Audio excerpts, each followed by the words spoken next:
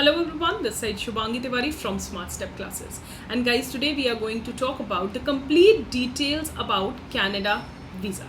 So अगर आप Canada study permit के लिए अप्लाई करना चाहते हैं, क्या क्या कंडीशंस हैं जो आपके वीज़ा के लिए एप्लीकेबल हैं, कौन कौन सी चीज़ों को आपको बहुत बारीकी से ध्यान देना है और कौन सी चीज़ें ऐसी हैं जिनको आपको थोड़ा सा ओवरलुक करना है या उसको मॉडिफाई करना है।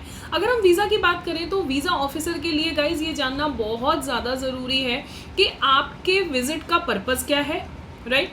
आप कौन से कोर्स और कॉलेज को एम कर रहे हैं, कौन से कॉलेज में आपका एडमिशन हुआ है, आप अपने लिविंग एक्सपेंडिचर्स को कैसे मैनेज करने वाले हैं और आप particularly Canada as a country को ही क्यों चूज़ करना चाहते हैं when you talk about the overseas education. So जब तक वीज़ा ऑफिसर्स को ये सारी डिटेल्स इंफॉर्मेशन डिटेल में नहीं मिलेंगी तब तक वो आपकी प्रोफाइल को बहुत स्ट्रांगली लुक अपॉन नहीं करेंगे and there will definitely be gaps.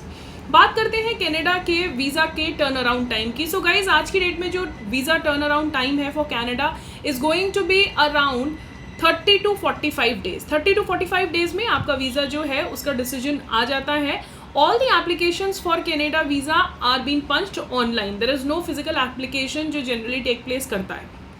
अब बात करते हैं कि कौन कौन से कैटेगरी ऑफ वीज़ा हैं, क्या वाकई में वीज़ा का इफ़ेक्ट जो है वो आपके प्रोसेस में पड़ता है, कैसे। देखिए, वीज़ा जो है कैनेडियन स्टडी परमिट जो है वो दो कैटेगरी का होता है, एक है student direct stream, right, and second is generic. बात करते हैं स्टूडेंट डायरेक्ट स्ट्रीम वीज़ा की, that is SDS visa.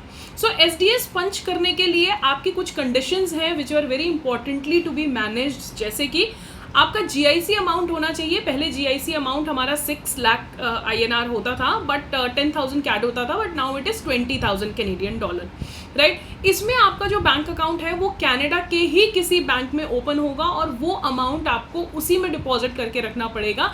This is financial statement जो आपको प्रोड्यूस करना होता है एसडीएस कैटेगरी में। सेकेंड, आपका जो IELTS है that has to be overall 6.5 with minimum of 6 band each. So minimum module, हर मॉड्यूल में 6 एंड ओवरऑल 6.5 बैंड आपका होना चाहिए।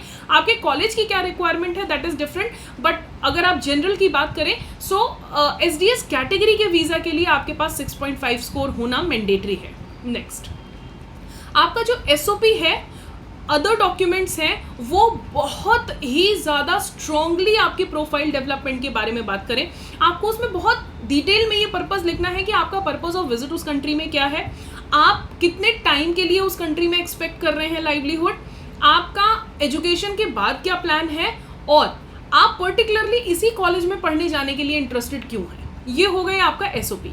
Next point that comes in which is very important is कि आपको अपने कॉलेज की 1 ईयर की टोटल ट्यूशन फीस डिपॉजिट करनी पड़ती है। Whether the college is asking you to pay the semester fees, वो कॉलेज रिक्वायरमेंट्स है, बट अगर आप उसी कॉलेज के लिए एसडीएस कैटेगरी में वीज़ा पंचिन करना चाहते हैं देन मेक श्योर कि आप जितने भी 1 ईयर का टोटल ट्यूशन डिपॉजिट है वो आपको एडवांस में करना होता है और उसका ट्यूशन रिसीट, ट्यूशन डिपॉजिट का जो रिसीट है वो अपने वीज़ा में पंच करना पड़ता है।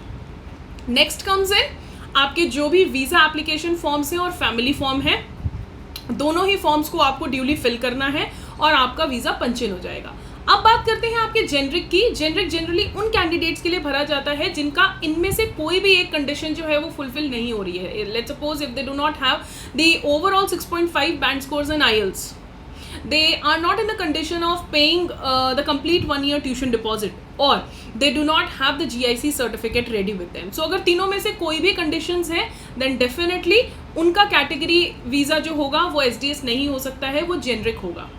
हालांकि बच्चों के पास बहुत सारे सवाल होते हैं, बहुत सारे क्वेश्चंस होते हैं, we should go for a representative और not, so you need not to worry about. हमारे यहाँ जितने भी केसेस हैंडल किए जाते हैं उन सारी केसेस के हैंडलिंग्स में हम लोग इस बात का बहुत स्ट्रांगली ध्यान देते हैं कि आपका जो वीज़ा पंच है, आपका जो वीज़ा प्रोफाइलिंग है वो बहुत क्लीन वे में कंप्लीट किया जाए, सो दैट कि फ्यूचर में जब भी आप अपने वीज़ा स्टेटस को चेंज कराना है while staying in Canada only, तो उसमें आपको कोई भी प्रॉब्लम नहीं आती है। If you still have any questions guys, don't feel hesitant, however feel free to connect with us. and you can comment your question, or you can write up your queries on contact@smartstepclasses.com.